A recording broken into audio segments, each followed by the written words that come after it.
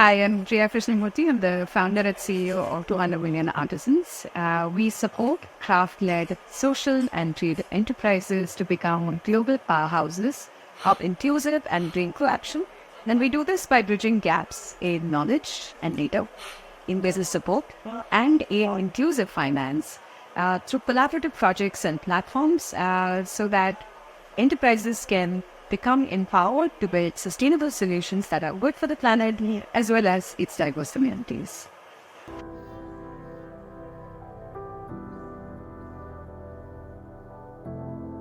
So as part of the SARDI Fellowship, we are looking specifically at broadly India's cultural economy. And within the cultural economy, we're looking at the creative manufacturing and handmade space and the landscape. And under that, we are looking at the handloom sector.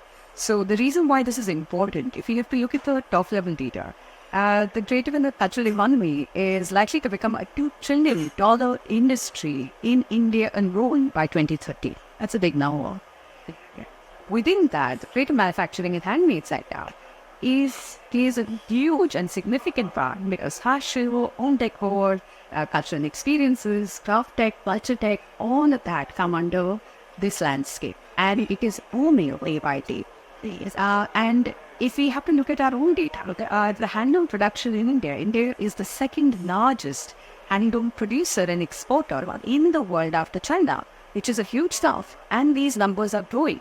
And a huge part of our handloom production is not only supporting over 50% women. Women are able to participate in the workforce, which is probably the highest number in any sector in India, if it's supporting 50% of their participation in women, because otherwise women's participation is less than 20% in India's workforce.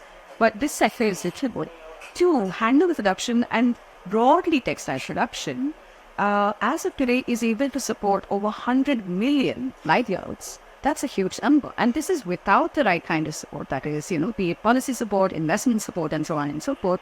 It's still creating those kind of jobs.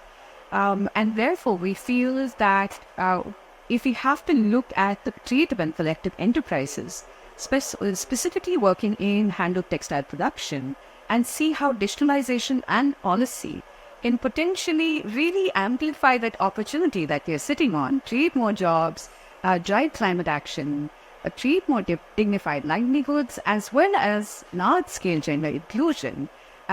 We believe that digitalization and policy have an integral role to play in being drivers of this back-end production capacities. Also, what is happening is while the demand for handmade is growing, the supply is not keeping up.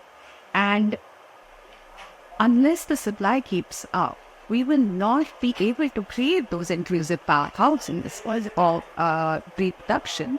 And this is critical at this stage because the collective enterprises and the cooperatives and the producer companies are the first starting point where we can sort of build the back-end capacity to meet the increasing demand for handmade, for Make in India, for Vocal for Local, those kind of products and that are coming up across board.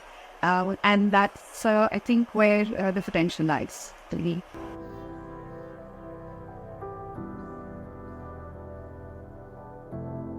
So I think one of the challenges that we see when we talk about MSMEs, small businesses, is their lack of participation in the formal infrastructure that the government has created or, through various ways, be it participation in the MSME ecosystem, in the startup ecosystem, and so on and so forth.